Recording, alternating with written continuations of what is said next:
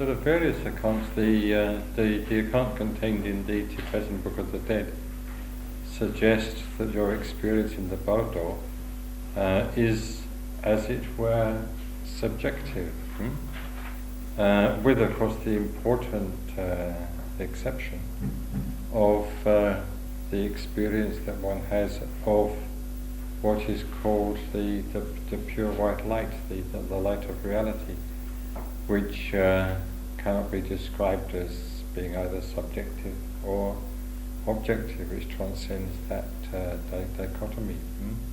But apart from that important exception, it would seem that for the greater part of the time, at least one's experience in the Bardo is what one might call predominantly subjective.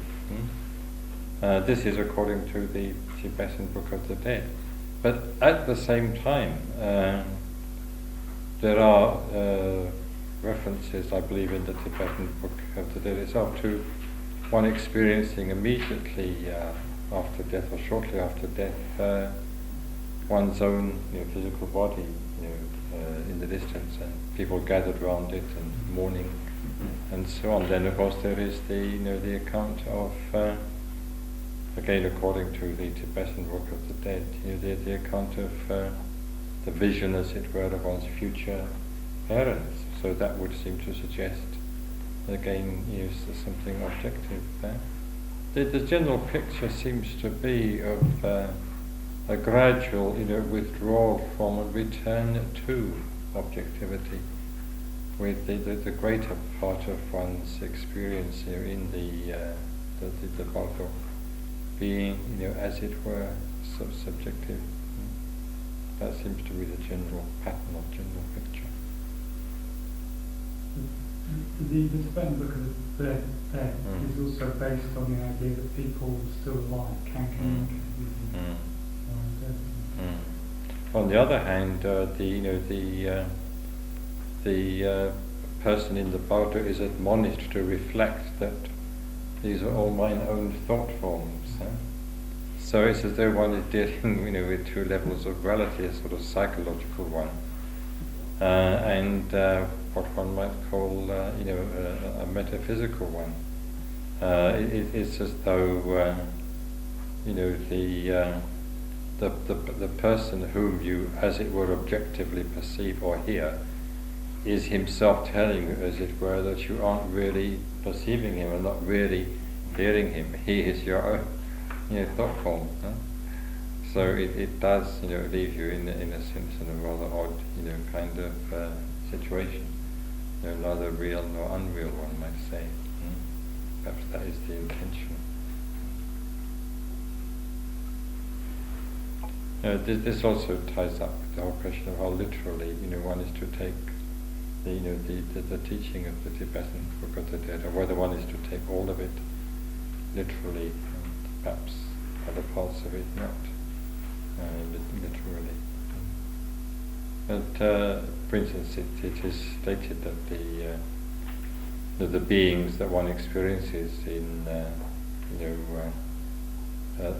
states of suffering, or in the course of unpleasant experiences you may have in the course of the Bardo, are created by one's own past karma, and in that sense therefore subjective, not actually objectively existing entities. Though not that there are in Buddhism any objectively existing entities anyway.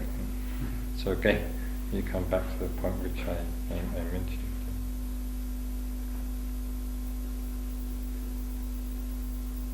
Perhaps one is better advised to think, as I said, in terms of a relative withdrawal from and a relative return to objectivity in, let us say, the common sense, significance of the term.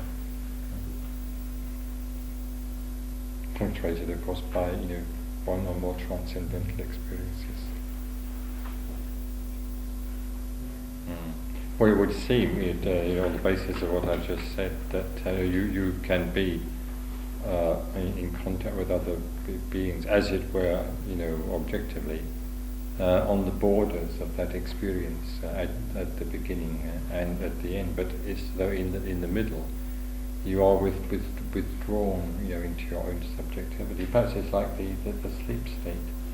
There is a deep sleep state in the middle, as it were, and then on the edges, there are dream states, and you sort of gradually, wake up out of the dream state.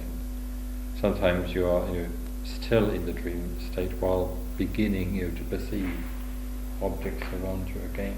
Perhaps it is rather more like that. It does. I'm not sure whether this statement is explicitly made, but it does seem to be regarded as a state of vipaka, that is to say, result of karma, rather than the state in which karma comes to be created. It's as though you've done your work, you've created your karma in the course of your earth life. Now you, as it were, sit back and you begin to experience the consequences.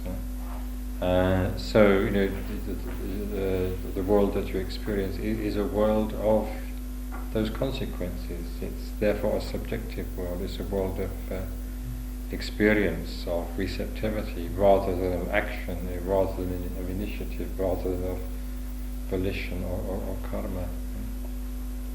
Though there are one or two exceptions to that, in the sense that, according to the Tibetan Book of the Dead, you may have one or more transcendental experiences and have therefore the opportunity, in a sense, of aligning yourself with that, with the content of that transcendental experience and gaining liberation in that way.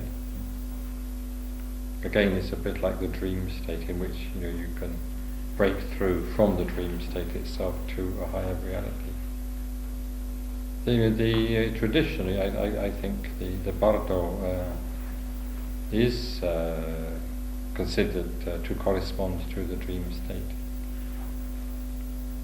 It would seem that in the case of the average person, they drawing, as it were, ignorance, especially ignorance of the teaching, they are, in such a confused state that no initiative is possible. Perhaps there's only a glimmering of consciousness in any case during the course of the Bardo. But in the case of someone with experience of the teaching, especially experience of meditation, consciousness or awareness can be prolonged through the Bardo experience, much as it can be prolonged in the dream state. In the case of such a person who preserves some degree of recollection, even in the Bardo state, yes, there is a possibility of hearing the teaching, of being reminded of certain truths, and even of acting in accordance with them. But that would be relatively exceptional. It is sometimes said that the average person barely experiences the Bardo at all, due to the low level of their consciousness.